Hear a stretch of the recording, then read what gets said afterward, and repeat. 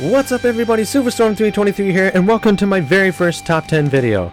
This one took a while to make, as it was my first one, so I had no idea what I was doing. But, you know, it was worth it, because I wanted to make something special since I've been away for a while. Now, to give a brief history of my Pokemon experience, I've pretty much played it since the first gen on the Game Boy, and I still play it now, with Sun and Moon on the horizon. But I figured I'd go through the Pokemon I know now before Sun and Moon releases more. So without further ado, let's get started with my top 10 favorite Pokemon. However, before we get started, I feel like I should be listing some rules. The first one, and only one really, is no legendaries, no shinies, and no megaforms, etc., as they will get their own list eventually. Also, these are just my opinions. If you want to express your own, feel free to do so in the comments below. Just don't criticize anybody else's opinions, and I'm sure we can all get along just fine. Also, I am not judging these Pokemon based off competitive use in battle. I'm only basing them off their appearance in the animes, games, and so on. So now, let's get started with number 10. Zangoose. Now, Zangoose was actually a recent addition to my collection, as I haven't really paid much attention to it until very recently. But what really got me to start liking this thing is when I really started to look at its design. It actually is really cool in my opinion. I mean, you got the claws, you got the fur, you got the scar across the eye, but really the claws are what get me, especially when they glow, because they kind of look like miniature lightsabers on his freaking fingers. But then other times his entire fist glows, which makes it even cooler. Like pretty much whenever this thing attacks, he looks cool doing it. He's a tough guy with an attitude. What's not to like? Alright, with that said, let's move on to number 9. Weasel. Now, unlike Zangoose, who only looks cool, Weasel does that, and he has a lot of character. Throughout the entire show, he's somehow able to express a lot of different emotions and feelings.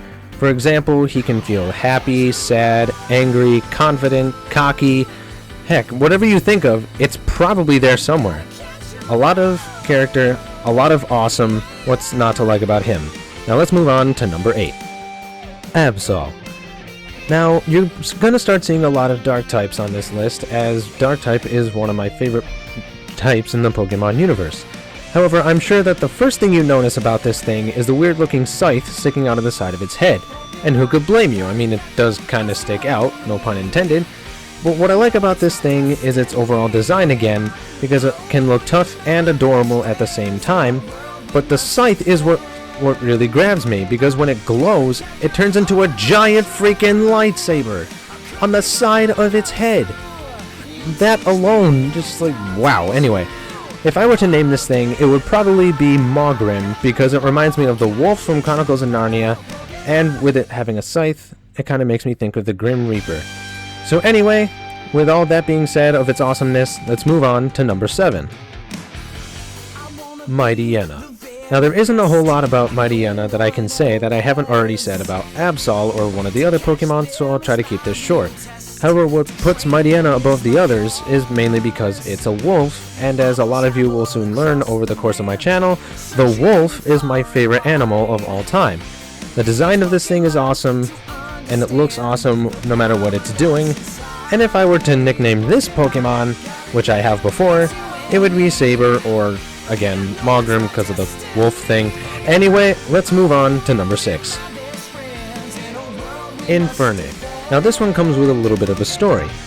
I had just gotten back into Pokemon with Gen 4, and naturally I picked a fire starter like I always do. And I didn't really think too much of him until I saw Infernape battle Electivire in the anime. That's when he got my attention, especially with the "nah man, I got this" look, to whenever he was about to fire a punch at somebody.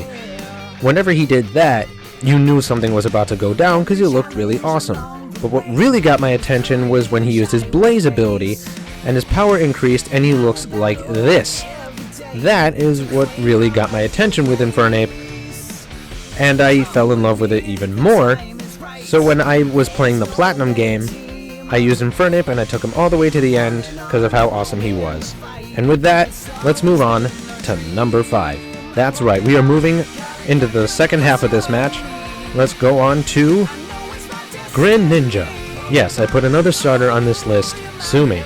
Anyway, Greninja overall, to me, is really cool. I mean, you got the design, which I'll go into in a moment, but he also has a really creative name. I mean, you've got Gre, which is part of the French word for frog, and you got Ninja, which is awesome in of itself because I like anything with the word ninja in it. Anyway, his ability is really cool too. He has the ability to turn water into weapons.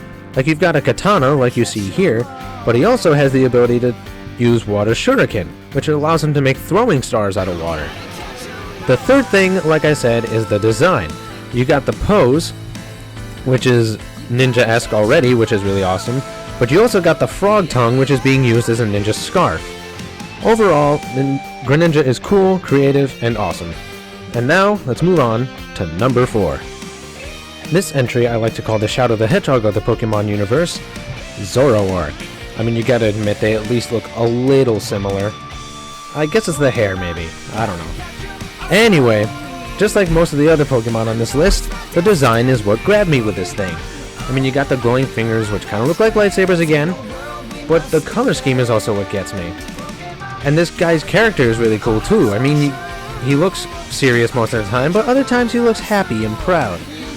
And especially when it's protecting its child, it is really awesome. But what really got my attention is in the movie when it used Night Days. This is an ability exclusive to Zoroark and Zorua. And to use this attack, it starts glowing red, raises its arms up in the air, and then releases a massive explosion of energy. Totally unique. Wait a minute. Hold on. Starts glowing red, and releases a huge blast of energy on his enemies. Starts glowing red, releases a blast of energy upon his enemies. Nah, I must be thinking too hard. Let's just move on to number 3. Gallade. Now, like Greninja, the name and the design are what catch me with this guy. Mainly the design though, because for one, he has swords for arms. Who could not fall in love with that? And if that wasn't enough, he decides to take it one step further when he attacks and turns them into lightsabers. Wow, what is with everybody turning their limbs into lightsabers in this list? Oh well. Anyway, his character is also what's really cool, kind of like Weasel. Because he's based off a knight, he is very chivalrous and protective of the ones he cares about.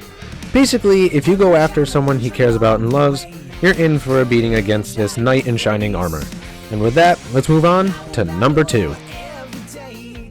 Now before I go on to actually reveal what number 2 is, I just want to point out that number 2 and the number 1 spot have fought for the number 1 spot for quite a long time, but the Pokemon in number 1 always came out on top by just barely enough. So if your number 1 favorite is number 2 here, I'm sorry, that's just how it is. But just maybe consider him number 1.5. Anyway, my number 2 entry is Lucario. Yep, Lucario. The design is really cool on this guy, and he has a lot of character, just like some of the other entries.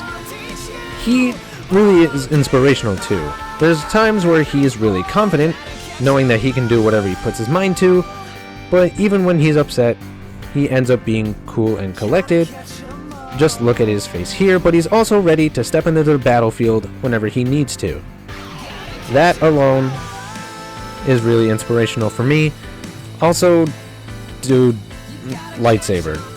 He also has a lightsaber. Everyone here has a lightsaber. I'm sorry, but anyway, he also has Wolverine claws, if that makes it any better. Actually, that just makes him even more awesome because he's got a lightsaber, he's got Wolverine claws, he's inspirational, his design is cool.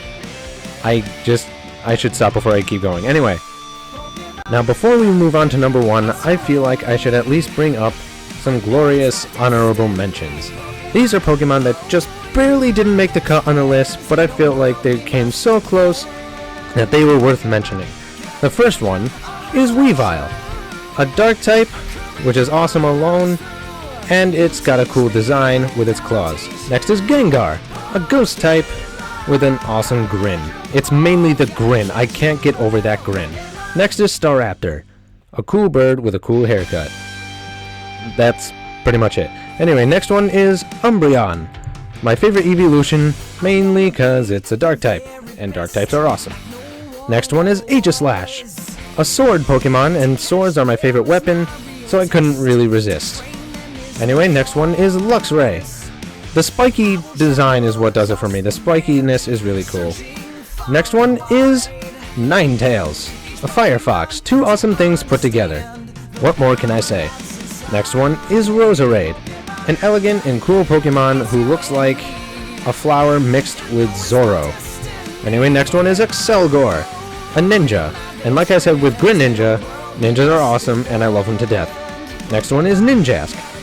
Pretty much the same reasons as Excelgor, only he's much faster, which is really cool. Next one is Gliscor, a bat-type Pokemon whose voice is really cool, and I love him mainly for that. Now, no more hesitation, let's move on to number 1. My all-time favorite Pokemon is the final evolution of one of the starters from the past 20 years. Nope. Nuh-uh. Try again. Keep going. Probably almost there. And no. Now I know what some of you are thinking. Hey, wait a minute. You just listed all the starters. There isn't any left. Actually, there's one other that you might be forgetting about. In Pokemon Yellow, there was a starter who refused to reach its final evolution unless you traded it to another game for some reason. And just by saying that, you can probably already guess who it is. So without any more hesitation, my favorite Pokemon of all time is Raichu. Yes, my favorite Pokemon of all time is Raichu, for many reasons. One, he has a basic design that still looks really cool. He also has this distinct ability to look really, really tough, yet still really, really adorable at the same time. Man, I wish I had a Raichu. That'd be awesome. Anyway, could we talk about his tail for a second? Throughout the show, he's found many different uses for it, more than I could have thought of. For instance, he uses it as a whip, he uses it to pin his opponents against some surface in order to shoot a laser at them, and of course, lightsaber. I know it's Iron Tail and it's made of steel technically, but it's still a lightsaber to me. Anyway, Raichu is really inspirational too, just like other Pokemon. For instance, when an attack hits him like this, he doesn't really let it bother him. Also, throughout the show, he often looks really confident, as if he knows he can do anything that he puts his mind to with success. Sure, he has his down moments sometimes, but he doesn't let that stop him. Even if he does get down, he almost immediately gets right back up, ready to take on any obstacle. That really inspires me, and I wish I could have traits like that more often.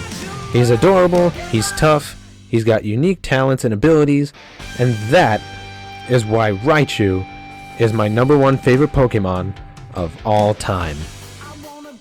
Well, that just about does it, so thank you everybody for watching this very first Top 10 video. If you enjoyed it, feel free to like, comment, and subscribe. It really helps me out, and I would love to hear your guys' opinions. Also, if you have a video idea you want to see in the future, feel free to let me know in the comments, and I'll try to do that idea, or at least respond as soon as I can.